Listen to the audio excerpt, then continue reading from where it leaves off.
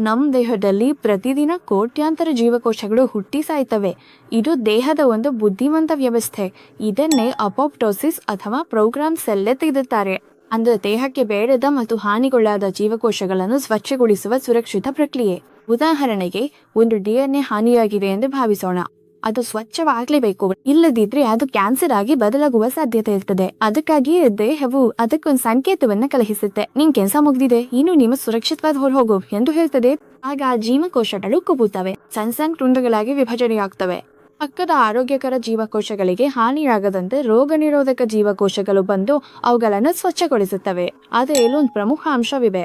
ಈ ಕ್ಯಾನ್ಸರ್ ಜೀವಕೋಶಗಳು ಈ ಅಪೋಪ್ಟೋಸಿಸ್ ವ್ಯವಸ್ಥೆಯಿಂದ ತಪ್ಪಿಸ್ಕೊಳ್ತವೆ. ಅಂದ್ರೆ ದೇಹವು ನಿನ್ನ ಕೆಲಸ ಮುಗಿದಿದೆ, ಹೋಗೋ ಎಂದು ಹೇಳಿದ್ರು ಅವ ಸಾಯುವುದಿಲ್ಲ. ಇದರಿಂದ ಏನಾಗ್ತದೆ, ಅನೇಕ ವಿಭಜನೆಗಳು ವೇಗವಾಗಿ ಬೆಳೆದು ಬೆಳ್ದೆಯಾಗಿ ಬದಲಾಗ್ತವೆ. ಅದಕ್ಕಾಗಿಯೇ ಅನೇಕ ಕ್ಯಾನ್ಸರ್ ಚಿಕಿತ್ಸೆಗಳಲ್ಲಿ ಕೀಮೋಥೆರಪಿ, ವಿಕಿರಣ, ಇಮ್ಯುನೋಥೆರಪಿ ಇವೆಲ್ಲವೂ ಈ ಅಪೋಪ್ಟೋಸಿಸ್ ಅನ್ನು ಸಕ್ರಿಯಗೊಳಿಸಲು ಸಹಾಯ ಮಾಡುತ್ತವೆ. ನಾಗೇಶ್ವರ ಆಯುರ್ವೇದಿಕ್, ನಿಮ್ಮ ಆರೋಗ್ಯ ಸಮಸ್ಯೆಗಳಿಗೆ ನಮ್ಮ ಪರಿಹಾರ.